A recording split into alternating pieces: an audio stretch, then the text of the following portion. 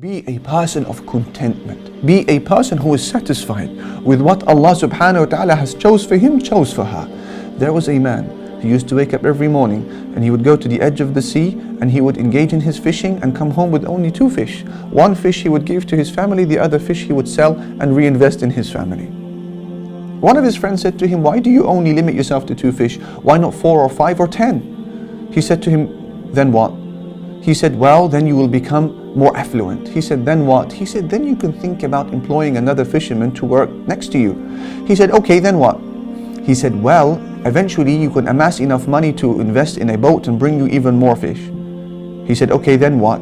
He said, "Then you can invest in a fleet of boats. Can you imagine? And you will become even more affluent." He said, "Then what?" He said, "Then you can think about opening up your own fish store in town." He said, "Then what?" He said, "Then maybe you can think about expanding and having a franchise of shops."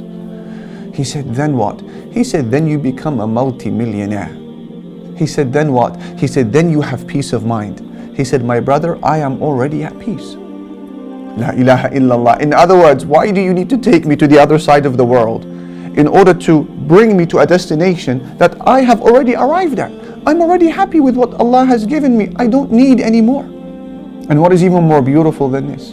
The words of the Prophet Muhammad sallallahu alaihi wasallam, who said, summarizing the story in one sentence, لَيْسَ الْغِنَى عَنْ كَثْرَةِ الْعَرَضِ إِنَّمَا الْغِنَى غِنَى النَّفْسِ. He said, being rich and prosperous and wealthy is not about having a lot of money, a lot of material possessions. No. He said, being prosperous is when your heart is content. That is when you are rich. When your heart is content. Allahu Akbar. Brothers and sisters, we are travelers. You are a traveler. You and I are passers-by in the life of this world. And as a passerby, as a traveler, how many extras do you need? Much of the things that social media and TV has convinced us that we need are in fact extras that we don't need. And as a traveler, how many extras do you want to be carrying on your back? Lightest will be quickest on the day of judgment. Take that as a rule. Lightest will be quickest. So make your motto, make your slogan in life, "Oh Allah, if you are pleased with me, if you are happy, then I don't mind what you give me and I don't mind what you withhold. Oh Allah, just be pleased with me." This is principle number 2. Be a person of contentment.